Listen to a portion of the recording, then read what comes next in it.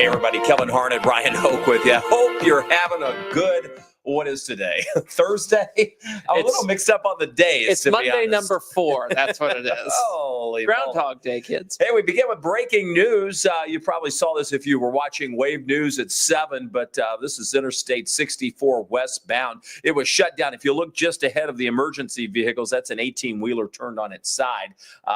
Don't know if it's weather related, but could have been because of the rain, but we haven't had no severe weather in the metro area today. So that's some good news. You can see they've got one lane finally open as they try to get traffic by, at least. As if we wanted to add to our misery list here that we have, unfortunately. Yeah, traffic issues on top of severe weather issues, on top of heavy rain and flooding issues. This has been a week full of 4 bona fide, super crazy alert days here. We're number 2 of 4 here.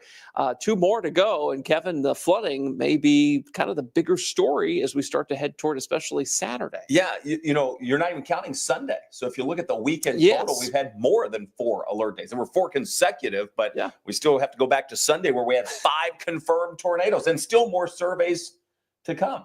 Yes. Are you tired yet? Are you weather fatigued like we might be getting? I think the statement I made earlier today is the atmosphere hates us right now. I don't know why, but what did we do to tick it off? Yeah. Here we are. Oh, there are several folks just now jumping in. The weather app is also getting ready to send the push alert out, so you'll be able to join us live there. It's a great tool for severe weather. You probably found that out last night. If your power goes out, you can still have the power of the Wave Storm Tracking Team in the palm of your hand. We appreciate so many of you jumping in. We're going to talk about a lot. Now, we're only going to be on for about 30, 45 minutes tonight. We'll be out of here by 9 o'clock. I'm going to guarantee that because we have schedules to keep. With that, we have a lot to get to. Many of our reporters were out in many of the hard-hit areas. We're going to show you what that looked like. And we're going to talk about the forecast. Obviously, we're still in the alert days. We still are in 3 of 4. So we've got the rest of today. Still the potential for some more flooding and possibly even some strong storms. And that will certainly be the case again tomorrow and Saturday. So we've got a little bit of weather to talk about. Sort of looks like a painting, doesn't it, between us, the SkyTrack camera? Yes, That's beautiful. You could say that. Yeah, now that it's not raining so hard that you couldn't see the buildings of downtown Louisville a little earlier. Yikes. Yeah, which come and go. We see those waves of heavy rain push through. All right, let's talk about this. We've shown this graphic for the last couple of days. This is our impact timeline. Nice graphic you made, by the way. Thank you very much. I like the way we can showcase this.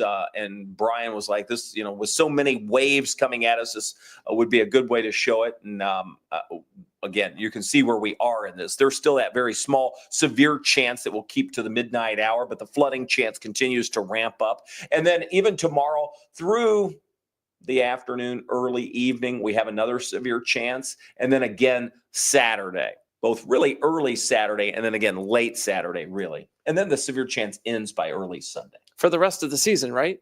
Right? Yeah. Right? No. So much for that wishful thinking. I don't No, think so. not going to happen. All right. So that gives you an idea of what we're going to be talking about. We do have the alert days in place. That will be from now until late Saturday. Severe storms, yes, as we mentioned on the table. Persistent heavy rain causes the flooding potential that we still are watching. And yes, it could still be historic. It's going to be a big deal. You're going to hear more about it right into next week. So it takes a little while for the rivers to come up. Yeah, in the smaller rivers, they're going to be impacted first, like the Rolling Fork and the East Fork of the Wright River. The Ohio River is going to take a little longer. That'll be early next week. You'll see some of those river levels coming up. All right, I want to get into what's going on now. And of course, we mentioned the next 3 days, we have that severe weather risk. Today, slight risk south of Louisville. Tomorrow, marginal. That is the lowest of the scale from the Storm Prediction Center. And then Saturday, we're back to that slight risk. Keep in mind, most severe weather events that we have in Louisville are somewhere between the marginal and the slight risk. It's rare that we get enhanced. It's rare we would get moderate. It's extremely rare we get placed in a high risk area. So that is where we are at this point, is in our normal severe risk category. And don't kind of take these in and think they're not going to change. There is some school of thought here that Friday could get upgraded a bit in some more of our counties to that slight risk area. And then Saturday, we'll watch it. This is such a tough setup because this front is like a snake or a worm. It just kind of wriggles north and south. And each of those individual movements makes a huge difference on our severe weather threat. Today's severe weather threat in our counties, thankfully, was literally just confined to about Adair County. But the Storm Prediction Center had that risk area coming all the way up to about Bullitt County, just because there was some uncertainty about how far north that front was going to be at what time we were going to see storms. So keep that in mind. Still some room for some changes here as this front continues to snake its way north and south through our area as a warm front, and then a stationary front, then a cold front again. So this is quite the setup. Yeah, and this front's wobbling around, and that's the tough part. Yeah. The snaky part of it. Yep. The snaky part. Sneaky. Hey, we mentioned a really good tool to have in severe weather. We know a lot of you know this because you're watching on it when we're on this platform.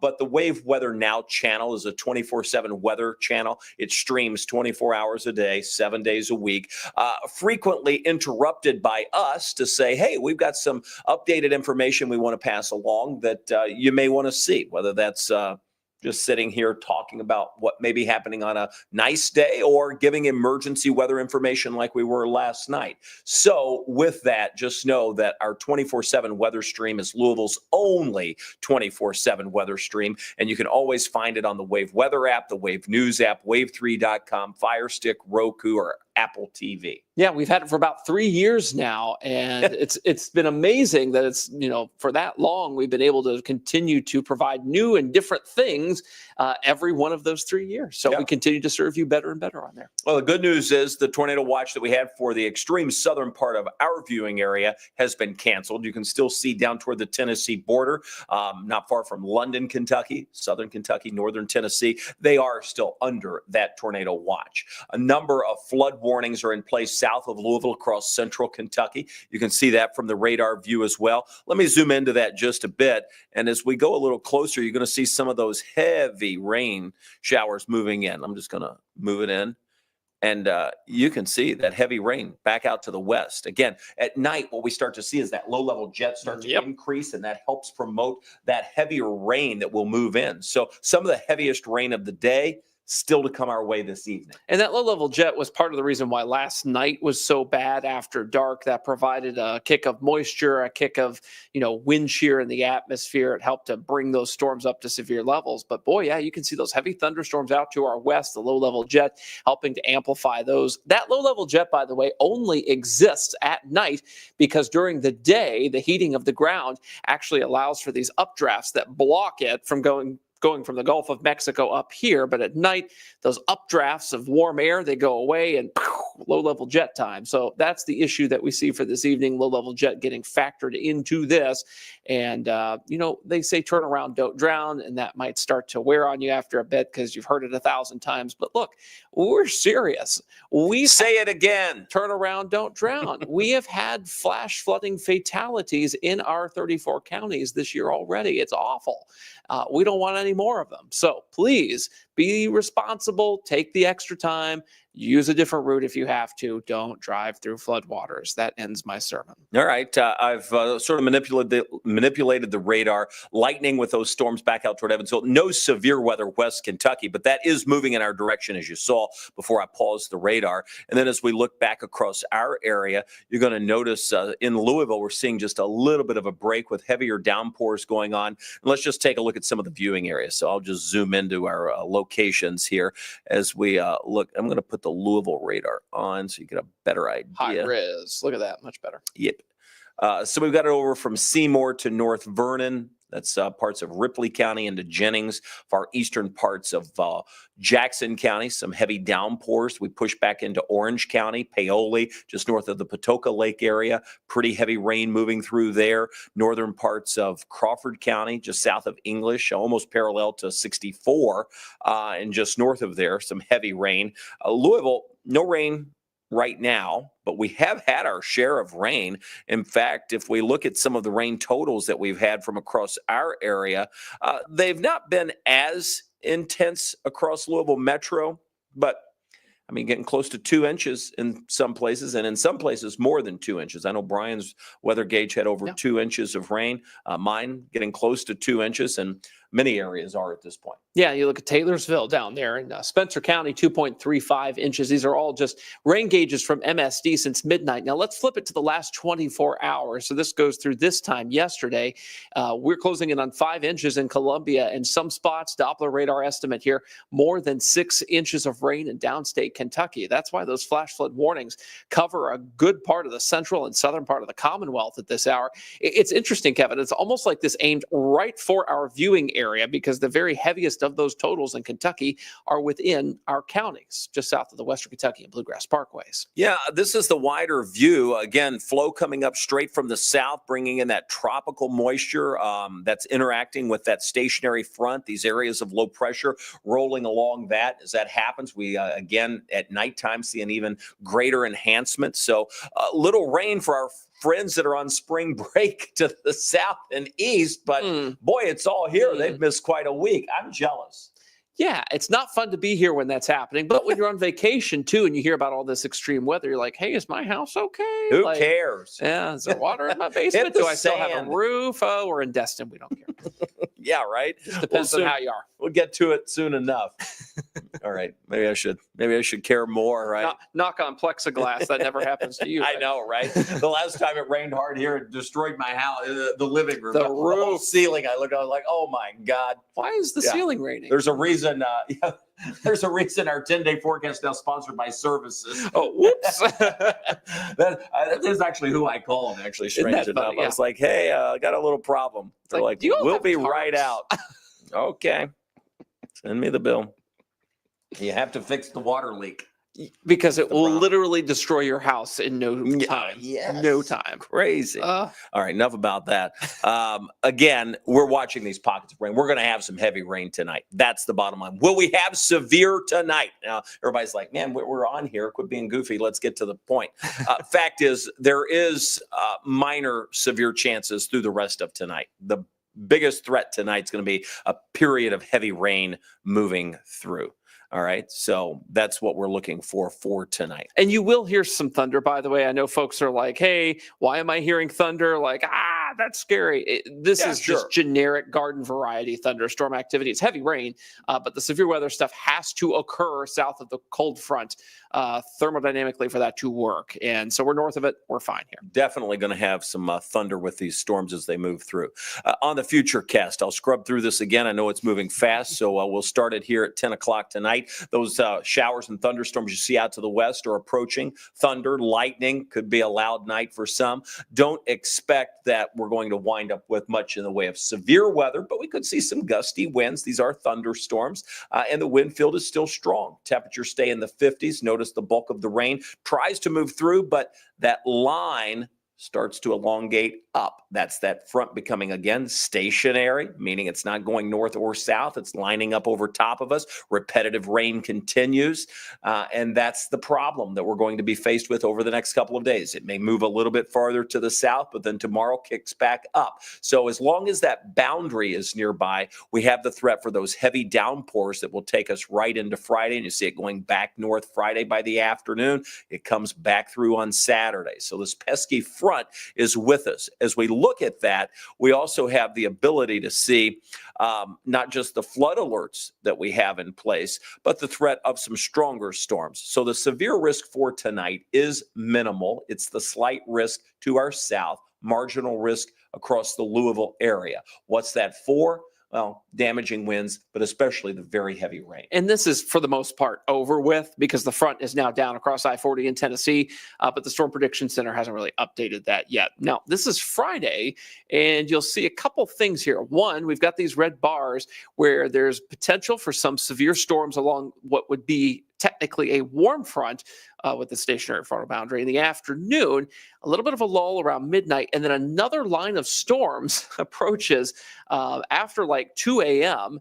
Now, this is a little less certain that it would be severe, but it could be strong, hence why those bars are red. So we'll step it through with Futurecast and show you what that looks like. Yeah, we start with 8 o'clock Friday. Notice some of the downpours moving through. Again, lifting back to the north with that stationary front in the area. We see the wave of rain move through by afternoon. We're still seeing some of these downpours. Does it rain the entire time? Well, looking at that, clearly the answer is no, not the entire time, but there will be a chance throughout the day. And then the biggest break may occur sometime Friday evening before Saturday morning arrives. And that's when this next line of storms arrives. And by the way, if any individual cells get out ahead of that line of storms, we need to watch those pretty closely. We'll see how that goes. Still too early to diagnose that. Friday severe weather risk is a 1 out of 5 marginal risk for now. We have to see how this warm front is going to evolve over time, and that will determine what exact risk level we get. That gets us into Saturday. So you see like the morning round of storms in red, and that's left over from that 2 a.m. time frame Friday night or early Saturday morning. Bit of a break in any sort of severe weather risk around midday, and then boom, that would be that final risk of severe weather, Kevin, during the afternoon hours here on our Saturday, and that's when we could pick up potentially a more significant severe weather risk out of that compared to Friday, perhaps. All of this is subject to change, with that front being kind of iffy at this point. Well, the bottom line is each day contains at least a small chance of those severe storms. They would be isolated, nothing like what we just went through on the front end of this system, but there could be a few embedded storms that are strong to severe. We had that today. Adair County had severe thunderstorm warnings coming out today. Let me just punch up because I do want you to know we have our storm tracker that is out and about. They were down in the New Haven area along the banks of the Ohio, so you can see that storm tracker moving through. I don't know. They just left the location. They did, and I was going to show where they were. So sorry, guys, I didn't have a chance to do it. I know if they are listening into the stream, they may be able to turn some of the side lights on and at least show us what they are seeing. But the storm tracker is on the move. Logan Perrone, Mark Wilson from our team have been down in Nelson County, down in Boston, down in New Haven. They're keeping an eye on the rising rolling fork. Yeah, with the minute delay on our stream here, they probably won't hear us in time, but we'll see. But the storm tracker has been invaluable, looking for damage, looking for flooding. That's going to be, kind of our eyes on the ground, if you will, is all the cameras and sensors on the storm tracker, just making sure that we know what's going on when there's active weather. Yeah, and we'll show you some video that we have from Logan coming up in just a bit. Back out here live in our studio, we're going to walk through Saturday. So we mentioned Saturday comes with a couple of storm chances, both early and then again late. This is that early chance. Then we see a little bit of a lull midday Saturday, and then boom. Now, when I say lull, I mean a lull from the stronger storms, not necessarily a lull, meaning we're going to have a lot of dry time. I don't think we can really piece together a whole lot of dry time. Yeah, that's going to be tough just because with this front nearby, there's still going to be a kick in the atmosphere to keep this rain going. There will be some dry pockets, some dry slots, and how big of a dry slot we see before this Saturday afternoon and evening round of storms may determine how strong it will be. So we're a little concerned about that. We'll keep an eye on it. It is a slight risk of 2 out of 5, which is not as high as what we've just seen, but again, there is some room here for change, some upgrades and some downgrades too, by the way. Today was kind of the downgrade.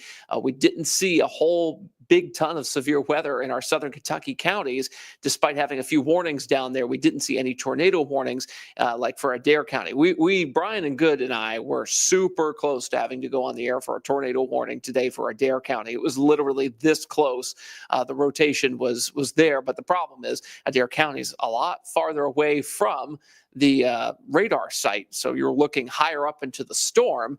And because of that, you can't diagnose as accurately if that rotation is actually closer to ground level where you would have a tornado threat. So that's why they didn't pull the trigger on that. Thankfully, no report of a tornado down there. There was one, though, closer to the Tennessee border today. Too close for comfort again. Yeah, right. We have our sister stations down there with nonstop coverage down in the Nashville area and Memphis today. Yes. You'll notice on Saturday for us, these storms, again, we said there would be a brief lull of the strongest storms between Saturday morning and Saturday afternoon and evening. Here's that second push. Some of these could be strong moving through. It probably is our next best, highest storm chance of severe. That would be later in the day on Saturday. And then that system tries to completely move out. It's why we have the slight risk across the area for all of Saturday. So we've gone through the next 2 days in terms of risk. It's a slight risk, both for the rest of tonight, and then marginal for tomorrow. Slight again as you're looking at for Saturday. 2 rounds of storms Saturday, 1 early, 1 coming in on the latter side. I think really the bigger deal may be the extensive rain that we're seeing now and will continue to see. Some of the heaviest of the rain will not fall until Friday night, Saturday. And that's part of kind of a misconception we need to clear up, because some folks are like, oh, we only got like an inch of rain in Louisville today. I even got a phone call from a gentleman who was like, has this changed? Are we not getting the rain now? And it's like, no, this is a long-term event. This is going to take the full 4 days for us to receive the maximum amount of rainfall that we have forecast here. So this is additional rainfall you're seeing on this map. So add on to what you've had what these numbers are now, and that's your grand total through Sunday afternoon here. And I mean, gosh, we're talking an additional 6 to 8 inches of rain potentially in parts of wave country along the Ohio River. And that's going to be a problem, 3 to 6 inches away from that corridor. Yeah, and with so much rain, good question comes from Albert saying, well, what about high winds? And the high winds could pose a problem because of that because of the soggy ground. But the fact is, we really don't have to worry about a lot of high wind. If we were to see isolated storms, they would have the high winds with them. But outside of that, I think we're really just going to push this through, and most areas don't have to worry about those sustained winds that we saw the other day that were over 50 plus miles per hour. Yeah, that was kind of the unfortunate bonus of having so much dry time and a little bit of sunshine before that system moved in. That initial low pressure was pretty strong, big pressure gradient, a lot of mixing in the atmosphere going on. That was just kind of a rough mess. We had a situation yesterday afternoon where we were hours away from storms, and we already had a lot of wind damage and trees coming down onto cars and police cruisers. It was just kind of nuts. And that was even before the storms arrived. All right, we're looking at the additional rainfall totals. Obviously, this bears watching because we've got a lot of rivers around the area that flood. So we have sort of targeted this into two waves. We said there would be daily severe chances, and those chances would be lower than what we saw on Wednesday. So here we are Thursday. We've had a few rogue severe thunderstorms. Tomorrow, there's still a window of opportunity, probably midday into the late afternoon of severe opportunity. They would be very scattered if we are going to see them. And then we have the other chance on Saturday, which appears to probably be the highest chance later in the day, Saturday, as we sweep that front through here. So that's what we're looking at in terms of severe. The other chance is with the flooding. And obviously, we worry about that because we have a lot of rivers that have the potential to flood. The Kentucky River, the Rolling Fork, East Fork of the White River, the Muscatatuck, all typically rise. And you can see they are forecast over the next 7 days to go into major flood. This could be a sizable flood. Will it be historic? Not sure. Some guidance calls it historic, some catastrophic. I mean, the words are out there that are going to show that when you add another 8 inches of rain to the basin on top of the 4 to 6 that we've already had, that's impressive rain totals over a 3 to 4 day span. So I was looking at the McAlpin lower gauge in Louisville. That's the one on the western side of Metro Louisville for our partners, the News and Tribune, typing up their weekend forecast article that I write. And I found that the flood, the crest that we're going to have on that gauge in the Ohio River that's forecast from NOAA here is at a level that would be the highest we have seen since that 2018 flood that we remember. Kevin was out in a boat with the fire department. I remember on that one doing, live weather in the big flooded Ohio River at that point. So it is possible that we could see some of the biggest crests on our major rivers like the Ohio here since 2018. 2018 is kind of a high water bar. 2011, a lot of folks remember. I don't think we're in like 1937 territory or 97 territory, thankfully.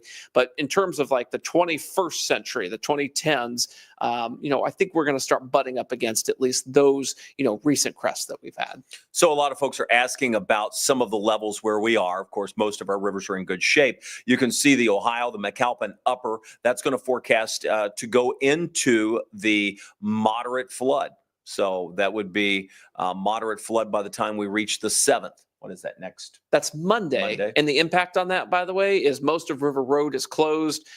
You've got like Jupiter Beach and many of those different beaches, Transylvania Beach, that will all flood. So keep that in mind. Can't click it on that version of the graphic, by the way. So let's go through some other river gauges. I wanted to go to the lower gauge. And there it is. And you can see that one is also in moderate flood when it crests on Monday. And notice that the crest level, by the way, is kind of like just where the end of the forecast is. That means that may not be the actual overall crest. It may happen just after that point. So keep that in mind. There's going to be more water draining into the river basin here, and that takes days, if not weeks, to really get to a point where you see that actual crest. Yeah, I suspect our crest really won't occur. Our map may go out to the 7th, but that crest probably won't occur until the 9th or 10th on the Ohio in particular. So again, we'll have to keep a very close eye on that. We get down into say the Rolling Fork near Boston, boom, take that right into the major stage. And that is going to be 48.5. That's not too far from where they were in February. That's right. But that only puts them 1.5 feet away from some big problems for Boston. So there is concern there. These flood forecasts, they get updated about every 12 to 24 hours, and they ingest the new rainfall information. So we may see some adjustments. So we're concerned about that. Likewise, going into major flood across the East Fork of the White River. That's up near the Seymour area. And then in Bedford, near Rivervale, that too will go into high moderate, should probably keep climbing as well as we go into early next week. So those are some of the river levels from across the area. Just wanted to be able to pass those along. Listen, we're 15 minutes away from ending the stream. I still want to be able to get to some of your questions. We're going to take a quick break, reset, because I want to go through what happened yesterday. I'm going to show you what some of our crews have seen around the area. We're going to take a look back at how many warnings were issued and some of the specific areas that were hard hit here in the metro. So stick with us. When we come back, we'll take a look back to yesterday since we've gone through the current forecast for what we're looking ahead to in the alert days for Friday and Saturday. We'll be right back.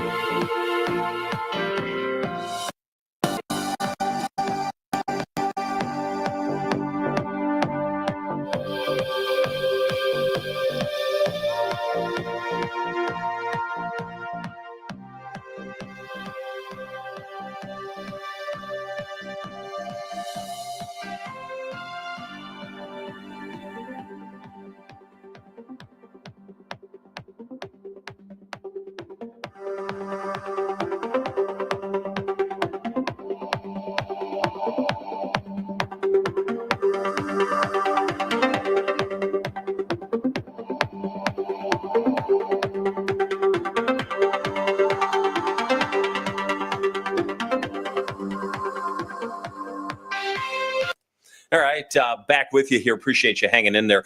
We just wanted to set our graphics up here. Let's take a look back, shall we? First of all, I'll show you the maps and just look at the number of warnings that came out yesterday. I mean, you talk about impressive, the number of warnings. What do we see? 728? 728 is the number, and that's national. That's not in wave country. But in Louisville, we have, what, 28 tornado warnings? NWS Louisville's area had 28 Louisville tornadoes. Plus the few that we had from Indianapolis. Yeah, exactly. So that was in our viewing area. I think there were 28 tornado there warnings. You go. Okay. So that was impressive. I'll zoom this out so you can see the wider view of this. Well, maybe I won't. Because I wanted it to match up with where we had the tornado surveys. The only completed survey, by the way, is from the Indianapolis office in our viewing area, and that was the EF0. That was not far from Heltonville, so that was up across parts of Lawrence County, Indiana. And then for our area, we were tracking last night, if you were watching, a number of areas. So there will have to be surveys completed on many of these. Obviously, the one in eastern Jefferson County was the one that a number of folks remember most. So I want to be able to show you what that looked like as we take a closer view of some of the damage that occurred over in the J-Town area. Let's take a listen to a in the Eastwood neighborhood in Middletown, a lot of homeowners sustained some damage from these storms here, including right over here where this homeowner had their entire chimney just stripped off of their house there. Now crews are working to get temporary fix on that side of their home.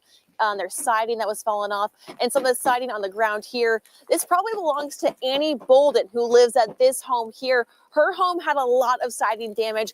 It was just ripped off the side of the house. It was dinged from the storm there. She's one of about roughly 30 homeowners who had damage to their homes. Now, she tells me that she was home at the time of the storm with her family. They were watching as the warnings and the watches were being put into place. And when they found out that the storm was making a beeline towards Middletown, that's what she says, that she and her And now you're looking at Logan Perrone there. So let's hear from Logan. He's along the banks of the Rolling Fork. We're in New Haven, Kentucky, along the Rolling Fork River, which is right now, it appears about several hundred yards across when it normally is only a couple hundred feet across. This rain and flooding happening just months after this area was hit with flooding and freezing of that flood water. We can see it creeping up along the bank here, and we're going to just show you how close it is to the road. We got trucks going by, cars pulling in just to see how much flooding is going on here. People tell me that, this is a 1 in every 5 years type of event that you're seeing here when the flood waters start to creep up along the road. This is, again, the second time they've had this in just the last few months. So we just got to turn a little bit to see how they're handling this. Sandbags on businesses, just like that one over there. All those cars are from a dealership, auto shop. They've moved those up as high as they can so they can keep those out of any potential flood waters. And I'm also told by at least one person that they have a kayak ready to get to their car at an elevated place just in case they have to evacuate. So again, a small town that everybody knows everybody. It's just one of those places where they have to have a plan to get on out. We are reporting in New Haven, Kentucky. Logan Perrone, Wave News. All right, happens to be my hometown there, by the way, of New Haven. We have seen damage in a number of places. Ward Jollis is over near J-Town as well. We're in New Haven, Kentucky. Yeah, right now we are at the Stable Gate Apartments at English Station, just off of I-64 near Middletown. I'm going to step out of the way just so you can see kind of the situation that we're watching right now. This area we know was affected by very strong winds last night. As we speak, there are crews on the ground and a crane lifting some of those large tree limbs out of the way, shredding many of them. I want to point you up towards the top of these apartment buildings as well, because here's another sign of damage we can see over here in the Middletown area. It looks like some roofing on some of these apartment buildings has been completely blown off. And a little bit more toward the interstate this way, you can see some downed trees as well. Now, at this point, we do not know if this was an actual tornado. The National Weather Service has not come out to survey this damage, although we are told they will be surveying many areas like this over the next few days. So stay tuned on that, and we'll continue to talk with folks out here about the damage they're now dealing with. But yeah, today over here in Middletown, lots of cleanup going on after those severe lines of storms came through last night. Reporting in Middletown, I'm Ward Jollis. I'll send it back to you guys in the studio. All right, Ward, thanks. More damage coming in from southern Indiana. Lena Noakes was over in the New Albany area. Crews from Duke Energy are currently working here in New Albany to get a number of customers back up and running as their power went out Wednesday night. High winds moving through this area. In some areas, like here on Green Valley, snapping power poles in half. You can see those crews behind me making those repairs. This is the first of a series of poles along this one strip here near Green Valley Road that these poles snapped in half. They currently have one pole up, and it looks like they are near completing those repairs. For now, this road looks like it may be blocked off for the night. They plan to return out here tomorrow morning to hopefully get to these other poles that have also popped along this road, Green Valley Road here. It might take a couple of days, though, to get power fully restored to the area and these poles back upright, hopefully with power restored and no problems. This, of course, as severe weather continues to move through the area. We'll keep you updated as we learn more about these power outages here in New Albany. For now, reporting in Floyd County, Lena Noakes, Wave News. All right, appreciate that, Elena. And then again, let's take a closer view of that damage in eastern Jefferson County, because as that storm moved through, we were watching it on radar, and you heard us calling out towns and street names. And the reason is because as that system was moving through, we knew it was putting damage into the air because we could see it on the radar. And I'm going to show you what that image looked like. But what we're trying to do by looking at this damage is figure out, was this straight line wind damage or tornado damage? I think most, by all accounts, we are confident it was a tornado. We look at the damage in a number of ways to help determine that. Yeah, and you want to look for things like convergent patterns where you've got debris kind of falling into itself. You want to look for things wrapped around other things. You see some of that metal roofing or siding there kind of wrapped around that telephone pole. Interesting, not necessarily indicating a tornado for sure, but there are some little signs and signals we look for like that. Yeah, and again, notice the debris that has been thrown farther to the, in the up direction. The damage also comes from the drone, and we can see what that looks like in terms of the path, and that sometimes gives a big indication as well. So when we look at this, you can see the debris is in varying directions. Sometimes a nice tree line helps because those trees may not go in one direction. They would be in multiple. That's been tough to see from our drone views, but you can see a general path of those storms, and you can see the damage that's come in, especially from some of the warehouses over in the industrial park. So I think there's enough confidence with the way we've seen some of the trailers, the siding, the insulation, that we very well could have had the EF, would that be 0, 1, or 2 tornado? And the bottom line on that is we still have to determine what the strength was. How do we do that? We know what type of wind it takes to do some of that damage, to move tractor trailers, especially just the trailers, to peel roofs back, to do some of that damage. So in our professional opinion, those winds would have been probably close to anywhere between 90 to 120 miles an hour. Yeah, I think that's a fair assessment. So that would be high EF1 or low EF2. That's kind of what I had in my head when we started getting pictures from the scene, seeing, of course, that roofing blown off like that. You did have one building there in the industrial park where you had a wall that was structurally failing, and that was a brick wall too.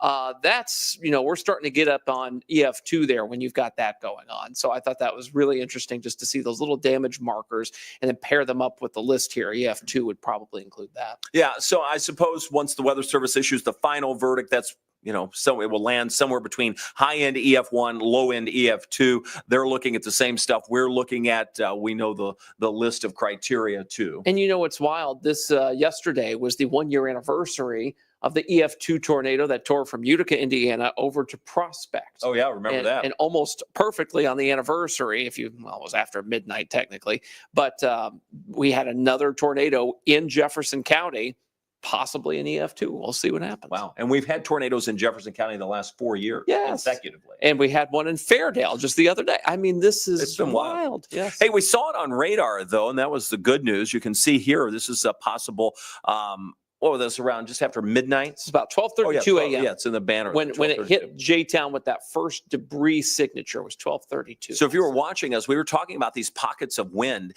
and it's not your typical tornado signature. It's sort of messy when you have the same system that we had. It's not like being in the plains where you have one supercell that you're tracking, putting down a massive tornado, large hail. That's easy to see, easy to see it on radar, easy to track. No, these what are called QLCS tornadoes. They spin up and down real fast.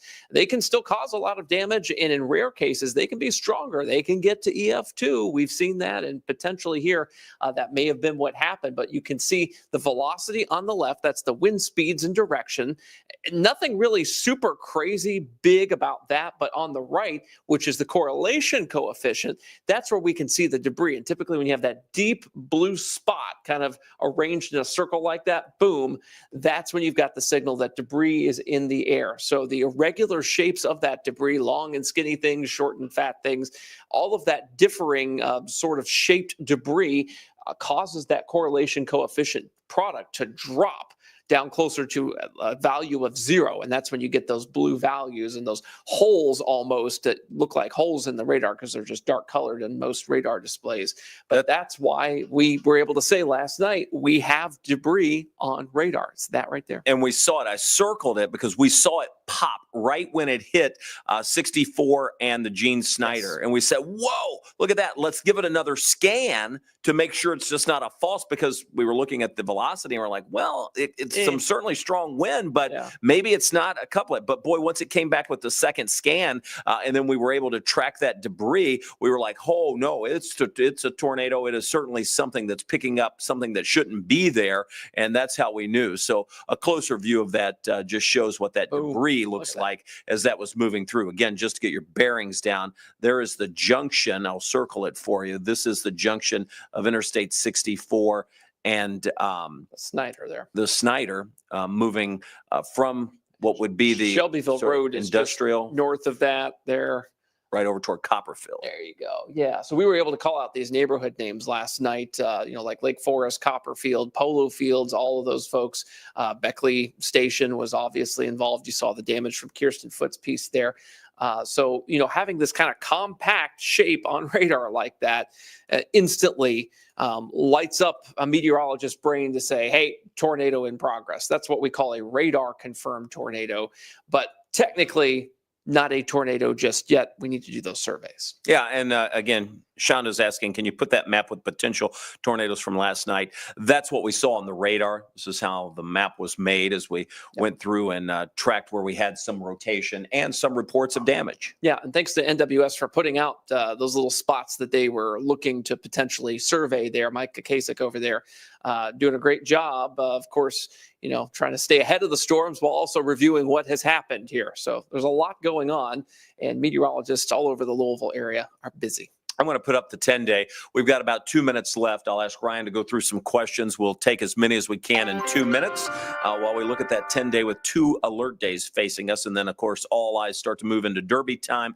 Thunder over Louisville a little early this year because of Easter the following weekend. Still a small rain chance. Cool 60 for Thunder's high. What do we got? We'd be remiss if we didn't remember today's date. It's April 3rd. Yes. And of course, 1974 comes up. So this would be the 51st anniversary of that. We didn't really hit on that today just because, well, the weather was busy on April 3rd, which climatologically speaking does happen. So not too shocked there.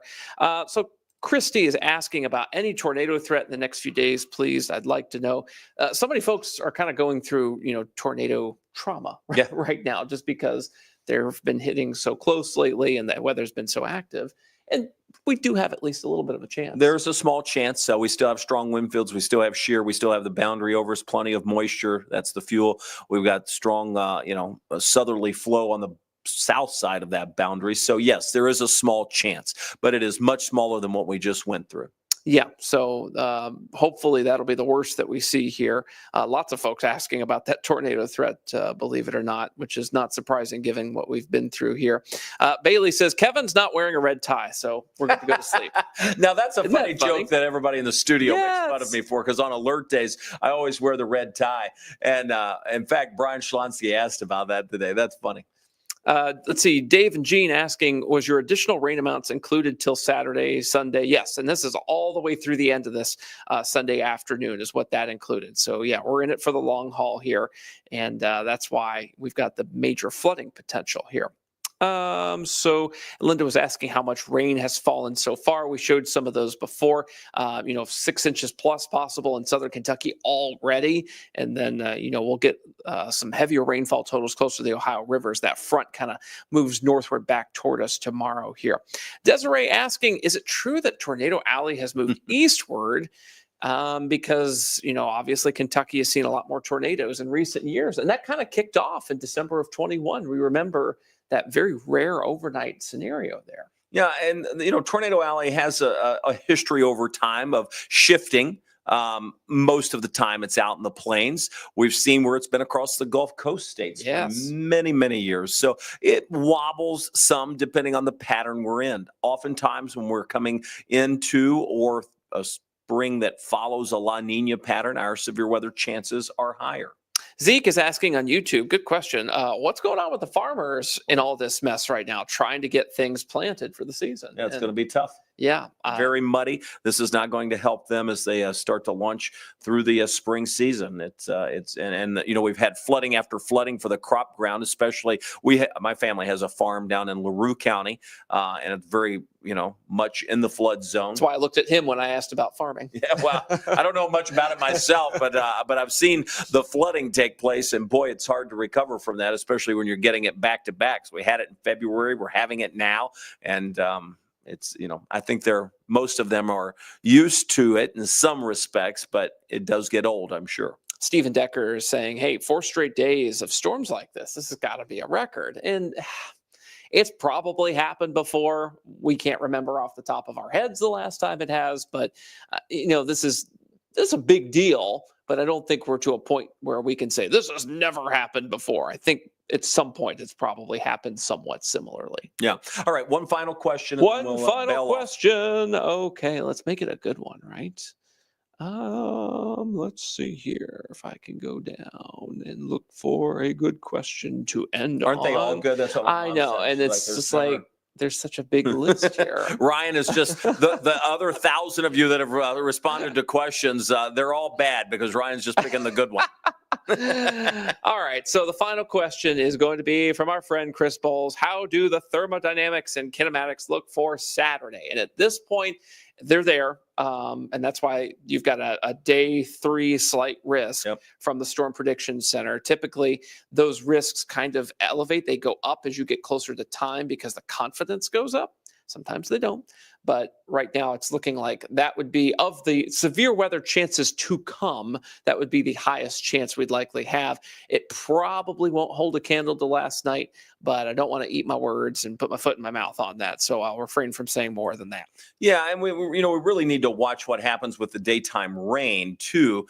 We wind up seeing, sometimes kinematics can win out over the thermal dynamics, and the timing plays on that. So it's a little too early to really try to pin that down for Saturday. If we didn't have what was going on now with the boundary over top of us, heavy rain falling, it would be a little more. You know, it's nice to start with a clean slate to push it through and then say, all right, here's the atmosphere we're going to be working with. Let's take a look. But, you know, this front is right over top of us. So we really need to get a better handle on where that boundary is going to be before we can determine either the thermal dynamics or the kinematics, the forcing mechanisms that will drive the severe weather chance on Saturday. But with the front in place, with the moisture in place, with some instability expected, and I suspect that even without a ton of sunshine, we will overcome the instability with the kinematics that are close by, bringing the low through, pulling the front out, that we could wind up seeing some pretty strong storms on Saturday, at least scattered severe storms. And there you go. That was our final question. All right. And a final long answer. So we appreciate everybody jumping on the stream. We'll be back on here again tomorrow night. Another alert day coming our way for Friday. That's tomorrow. We've got another one on Saturday. We will roll through this, and we'll be giving you the latest update in terms of what to expect with the flooding, too. So as we get a little closer, we're not ignoring the severe chances. That's especially going to be true for Saturday. But we will certainly be focused more and more on flooding as we get more rain in the river basin. Thanks for joining us. Back tonight on Wave News at 11 o'clock. See you then. Guys.